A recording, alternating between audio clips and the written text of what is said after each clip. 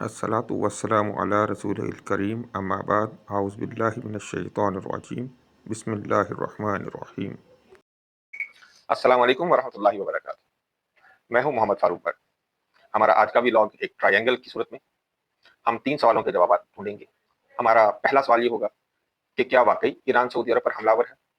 ہمارا دوسرا سوال یہ ہے کیا صرف امریکہ کے اڈوں پر ہی حملہ کیا جا رہا ہے یا سعودی عرب کی سول آبادی یا تنصیبات پر بھی حملہ کیا جا رہا ہے؟ اور ہمارا تیسرا سوال یہ ہے کہ اگر یہ جنگ بڑھتی ہے تو اس صورت میں کیا پاکستان کو بھی یہ جنگ اپنی لپیٹ میں لے گی؟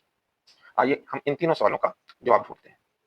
سب سے پہلے ہم یہ جان لیں کہ ایران کا موقف کیا ہے۔ ناظرین، ایران کا موقف یہ ہے کہ ہم سعودی عرب پر براہ راست حملہ آور نہیں ہے، بلکہ ہم سعودی عرب کے ان مقامات پر حملہ آور ہیں جہاں پر امریکی اڈے ہیں، اور یہ امریکی اڈے کیونکہ ہماری دشمنی کا کام کر رہے ہیں، ہم پر حملہ آور ہیں، تو اس لیے یہ ہمارے لیجٹمیٹ، یہ ہمارے قانونی اور آئینی یہ ہمارے حق ہے کہ ہم ان اہداف پر حملہ آور ہوں، چاہے یہ سعودی عرب کے اندر ہے یا یہ کہیں پر بھی ہے۔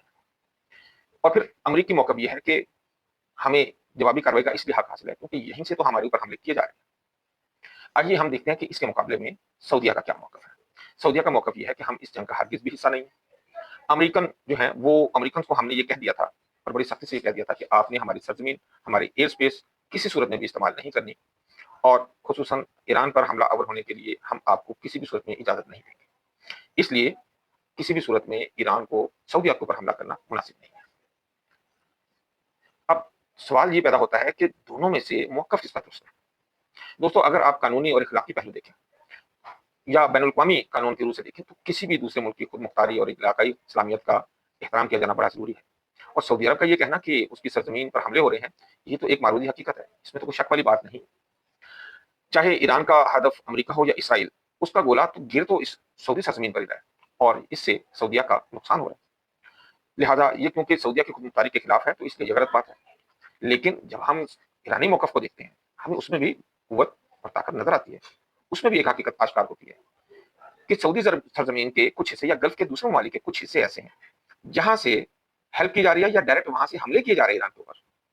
ایران جو ہے اس پر اگر ان جگہوں سے حملہ کیا جائے گا تو اس کے پاس پھر کیا اور حل ہے سوائے اس کے کہ وہ ان علاقوں کو خاموش کرائے جہاں سے اس پر حملہ کیا جا رہا ہے۔ بڑا ہی ایک مشکل سوال ہے، کس کا ساتھ دیں؟ ہم ایران کا ساتھ دیں، ہم سعودیہ کا ساتھ دیں، ہم دونوں کا ساتھ دیں، کیا کریں؟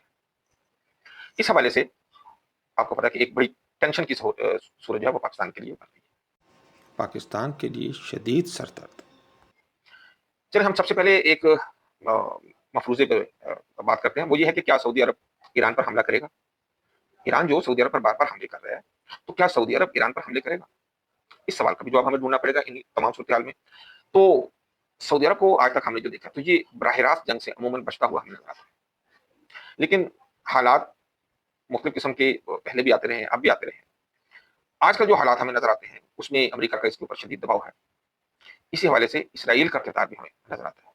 پھر داخلی سیکورٹی کے خدشات بھی ہیں کہ بار بار اس پہ اگر حملے ہوں گے اور یہ اگر جواب نہیں دے گا تو انٹرنلی بھی کچھ لوگ جو ہے وہ اس کے مخالف ہو سکتے ہیں کہ جب سعودیہ پہ حملے ہو رہے ہیں تو آپ اس کا جواب کیوں نہیں دے رہے؟ اسی طرح پاکستان کا مشورہ بھی ہے۔ پاکستان کا اب تک کا مشورہ یہ ہے کہ سعودیہ ایران پر حملہ نہ کرے۔ اس کے برعکس امریکہ کا اور اس کے داخلی طور پہ بھی بہت سارے لوگوں کا ایسا سوال ضرور ہوگا کہ جو یہ کہہ رہے ہوں گے کہ آپ کو ایران پہ حملہ کر دینا چاہیے۔ اگر ہم ٹوٹل سیکورٹی کو اپنا صورتحال کا سامنے رکھتے ہیں تو اس صورت میں یہ بات واضح ہو جاتی ہے کہ بہت کم چانسز ہیں کہ سعودیہ ایران کے اوپر حملہ کرے گا، اور اگر ایسی اسے کوئی ضرورت پڑ بھی گئی تو اس صورت میں بہت محدود سے امکانات ہیں یا بہت چھوٹی لڑائی کی جانے کی امید ہے۔ ایسی صورت میں جو دوسرا مفروضہ ہمارے سامنے آتا ہے کہ اگر ایران کے ساتھ سعودیہ بھیڑ جاتا ہے، لڑائی شروع ہو جاتی ہے، امریکی دباؤ کام کر جاتا ہے، اسرائیلی دباؤ کام کر جاتا ہے، تو کیا پاکستان سعودی عرب کا ساتھ دے گا یا ایران کا ساتھ دے گا؟ ناظرین، پاکستان کے لیے انتہائی مشکل فیصلہ ہوگا، لیکن یہ فیصلہ پاکستان پہلے کر چکا ہے کہ اگر دونوں فریقوں میں سے کسی ایک فریق کو چننا پڑا تو پاکستان سعودیہ کا ساتھ دے گا، کیونکہ سعودی عرب کے ساتھ پاکستان کے معاشی، مذہبی، دفاعی تعلقات ہیں۔ کم از کم 3 ملین سے زیادہ لوگ سعودی عرب میں پاکستان کے اوورسیز کام کر رہے ہیں جہاں سے فورن ریمیٹنسز پاکستان کو ہر سال حاصل ہوتی ہے۔ دوسری جانب اگر ہم دیکھیں تو ایران کے ساتھ ہماری سرحد ملتی ہے، ہمارے سیکورٹی تعلقات ہیں ان کے ساتھ۔ اس حوالے سے اگر ہم سعودیہ کا ساتھ دیتے ہیں تو جو دوسرا پرابلم آتا ہے کہ ایران کے اوپر تو پہلے ہی حملہ ہو رہا ہے اسرائیل، اگر ہم یعنی کہ پاکستان سعودیہ کے ساتھ مل کر ایران پہ حملہ ہو جائے تو سب سے بڑا پرابلم یہ ہے کہ اس سے تو ایران مزید کمزور ہوگا۔ ایران کی کمزوری इसराइल को मजबूत करेगी, इंडिया को मजबूत करेगी, जो पहले ही पाकिस्तान के दर पे है। तो ये बड़ी मुश्किल से एक लड़ाई है और बड़ी मुश्किल इस वक्त पोजीशन है पाकिस्तान की। ऐसी सूरत में पाकिस्तान बराह रास्त जंग में शामिल होने से हर मुमकिन गुरेज करेगा, सिफाती तौर पर अपनी कोशिश जारी रखेगा, महदूद अपना दिफाई ताउन भी पेश करेगा, लेकिन फुल मिलिट्री इन्वॉल्वमेंट जो है उसके चांसेस मुझे बहुत कम नजर आते हैं। फिर सवाल ये पैदा होता है कि ईरान सऊदी जंग का फायदा किसे होगा? दोनों भाइयों को लड़ाकर इसराइल, अमेरिका और इंडिया के अलावा किसका फ़ायदा होगा? सबका नुकसान। ये बड़ा जरूरी सवाल है, इस पर भी जरूरी। अमेरिका जो है इसको या इसराइल को इसका सबसे ज्यादा बेनिफिट होगा किसी भी दूसरे मुल्क की निस्बत। ईरान कमजोर होगा, इस वक्त जो आर्मी मार्केटें डाउन होती जा रही हैं और डॉलर भी जो है वो बहुत ज्यादा प्रेशर में है, उसको मुस्तकिल होने में हेल्प आउट होगा।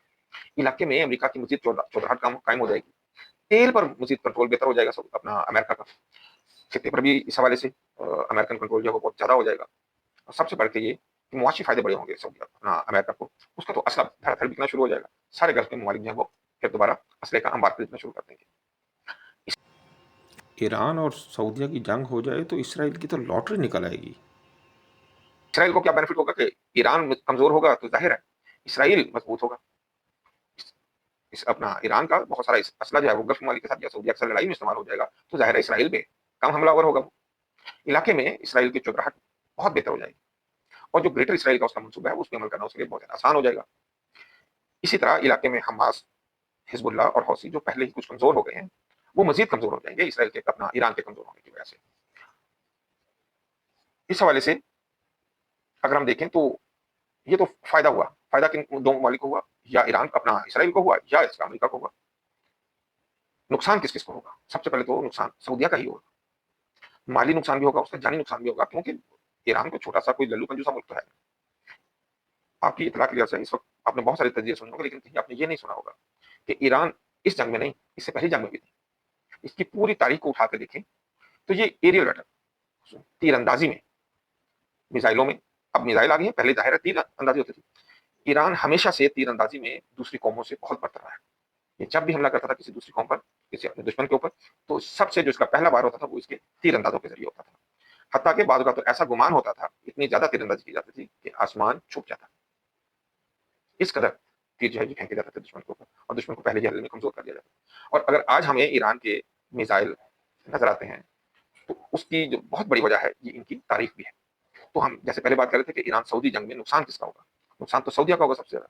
न सिर्फ ये कि जानी नुकसान होगा, माली नुकसान होगा, इंडस्ट्री को नुकसान होगा, तेल की तनसीबात को नुकसान होगा, तेल के रास्तों को नुकसान हो जाएगा। उम्रा और हज पे लोग जा नहीं सकेंगे, जो गए होंगे वो वापस नहीं आ सकेंगे। इससे स्ट्रेट ऑफ हॉर्मज़ जो है उसको जब जैसे कि कंट्रोल हो रहा है, कंट्रोल कर लिया बल्कि ईरान ने। और दूसरा अगर अपनाए समंदर के ऊपर भी ये इसका कंट्रोल अपना हौसी रोक देते हैं तो उस सूरत में तो ये सऊदिया जो है वो ये बिल्कुल लॉक्ड हो जाएगा और ना तो कोई चीज अंदर जा सकेगी ना अंदर से बाहर आ सकेगी। ईरान के साथ एक लाभ इतना ही दुश्मनी और हर वक्त खतरा जो है वो सऊदिया के सर पे मंडलाने लगेगा। सबसे बढ़ के ये कि इससे अमेरिका के ऊपर सऊदिया का इन्हिसार बहुत ज्यादा बढ़ जाएगा, बहुत जो बहुत खतरनाक चीज है। इसी तरह और किसका नुकसान होगा ईरान और सऊदिया की लड़ाई से? गल्फ वाले का नुकसान होगा।